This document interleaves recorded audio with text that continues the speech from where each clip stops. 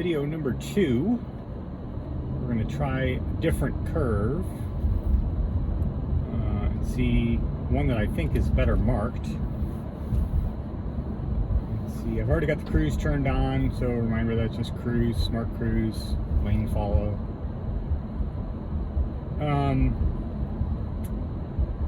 So I got the dash set up a little bit differently. Hopefully that's easier to read, understand when the car is working with smart features and when it's not.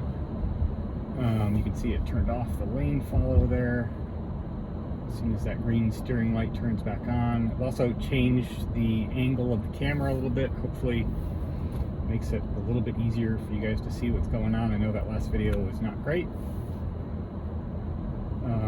I did get an answer. So I mentioned last time that when you approach a stopped car, when you approach stopped traffic, that the car goes way too far before it hits the brakes.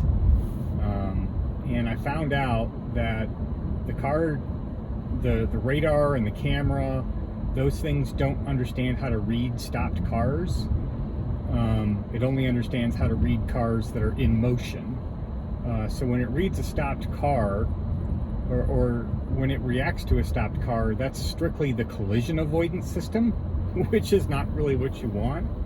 You want the car to kind of come to a more conservative braking stop behind a stopped car, and it doesn't do that. It reads the car, sees that it's going to collide with the car, and then slams on the brakes. So the only kind of hacky way I could think of to deal with that is essentially when you know you're coming up on a stopped car, you can reduce the cruise speed to say 20 or 30 miles an hour, such that it's not trying to slam on the brakes from 45 or 55.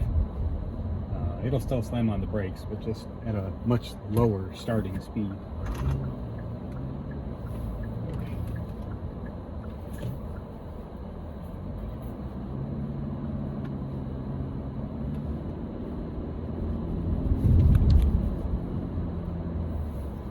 So we're heading a similar way that we did last time, but we're going to go south this time instead of north. So the last time we did this, we went up to US 30, which is that way. We're going to go down to 93rd Avenue this time.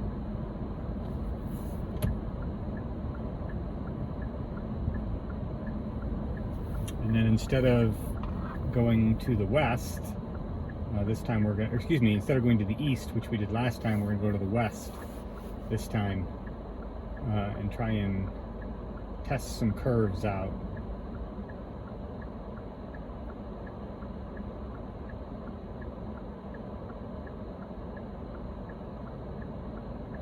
Again, if there's any scenario that you want to see how the car performs, if you don't own the Sonata or a Hyundai with smart cruise and lane follow and you want to see how the system performs in a given scenario, let me know. I'll see if I can figure out how to do that. I say overall it performs reasonably well.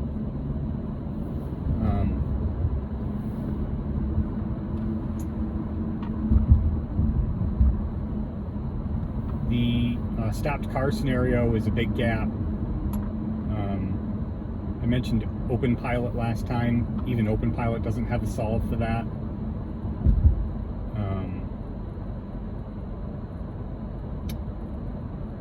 And the other thing that it doesn't do well is you saw back there, the steering wheel was white. It does not handle poorly marked roads especially well. So we are on US 41 in St. John heading south.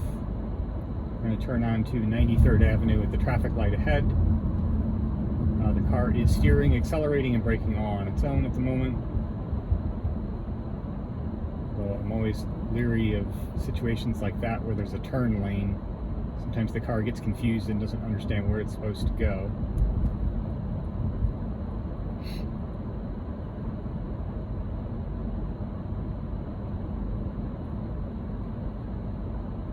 Okay, we'll turn right here.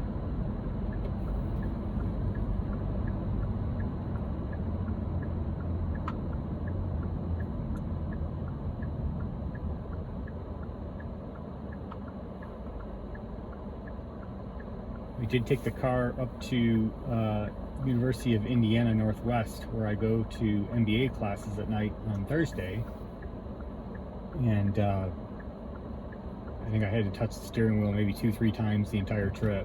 So like I said, in most situations, once you get off local roads, it performs reasonably well. Okay, we're at 25 here.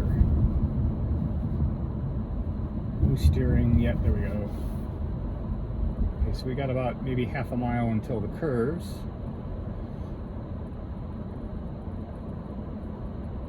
Again, I'm finding the steering to be a little bit ping-pongy between the lines, and now it's thinking it wants to turn into that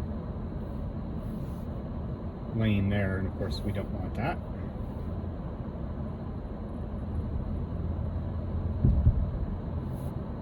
No steering there, steering turned back on.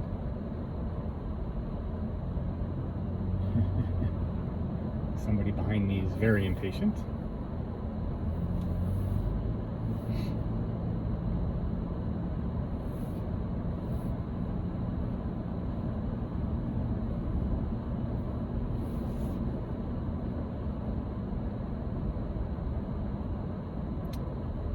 Okay, so I think we have over that next hill, and then we get some curves to deal with. Now you see this is a much better marked road, so I'm hoping that that matters. I'm also going to try going a little bit slower through the curves and see if that makes a difference, especially since that person behind has now left.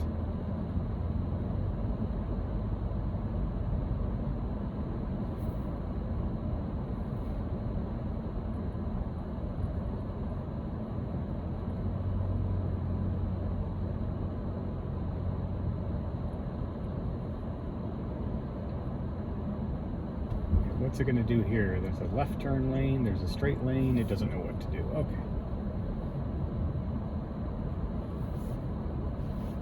Alright, so we're back on to assist. Another turn lane. What's it going to do? It's not sure. Okay, it managed that one okay.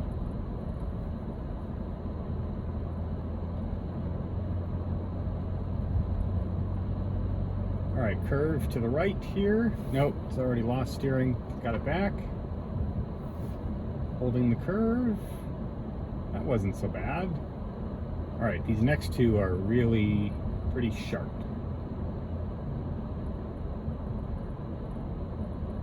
So I'm going to go ahead, since there's nobody behind me, I'm going to go ahead and reduce speed. Let's try these curves at 20. Let's see what happens. Nobody behind me. Okay. Nope. Couldn't do anything with that.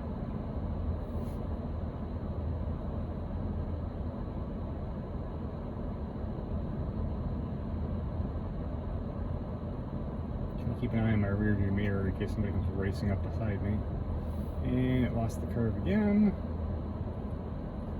So this is not much better than what we experienced last time.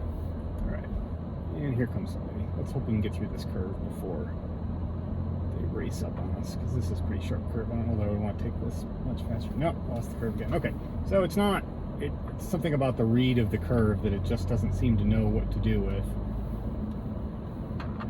It doesn't appear to have anything to do with the lane markings at all. But I'm going to turn around and try that again.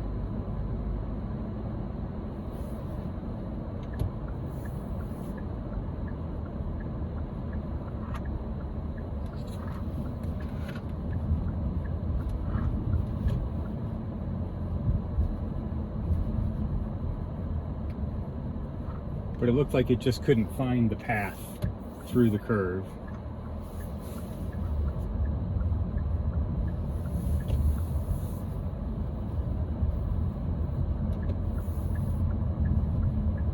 Let's try that again in reverse. Okay, looks like nobody will be behind us. Okay. So back down to 20. Nobody behind us. Got the lane.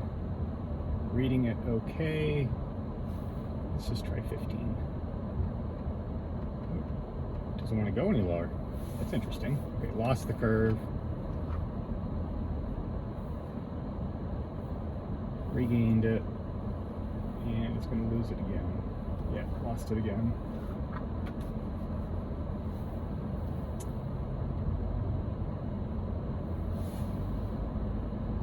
So anything with any kind of bend to it, looks like the lane follow is not going to handle that. Boy, almost fell off the road there.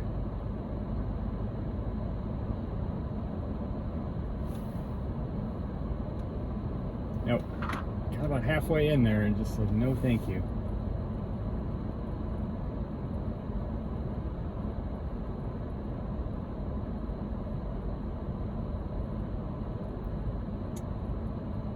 Alright, we'll do this last one and then we'll end the video.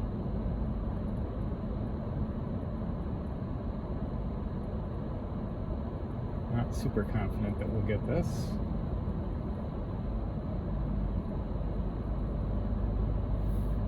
Wheel mag, gotcha. And lost, well, we didn't lose the lane until the top there. So it mostly made it through that. Okay, gotta find a spot where I can pull over here.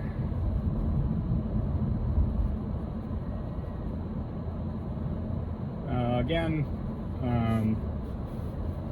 thanks for watching. Hopefully, like I said, I'm probably not going to do too many of these unless I buy an open pilot, which is still on the table, comma 2 open pilot. Still looking at that. Again, for the Hyundai Sonata, for those who are not familiar with the comma 2 open pilot device, so right now the guy who runs that, George Hotz, is extremely high on the Hyundai Sonata as a vehicle, but as of right now, the tool that he has does not support what they call longitudinal control, so gas and brake, for the Hyundai Sonata. So it only gives you steering control. So in theory, it should handle those curves back there that we did reasonably well, but if it couldn't, it wouldn't be able to slow down so that it could manage them. So I'm kind of watching that to see when they decide to do gas and brake, but we'll see. And again, there's some more features on the table which are interesting, such as stoplights and things like that. So anyway, thanks for watching. We'll see you next time.